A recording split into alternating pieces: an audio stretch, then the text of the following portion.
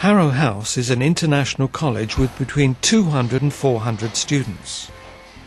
Catering for the students from a small kitchen means a lot of pre-packed food and tins are used. There was a problem with the volume of cardboard and catering tin waste. Nikki Oram, the catering manager, visited a hotel and catering exhibition and saw a Mil-tek solution to the volume of cans. Trials also showed significant cardboard volume reduction as well.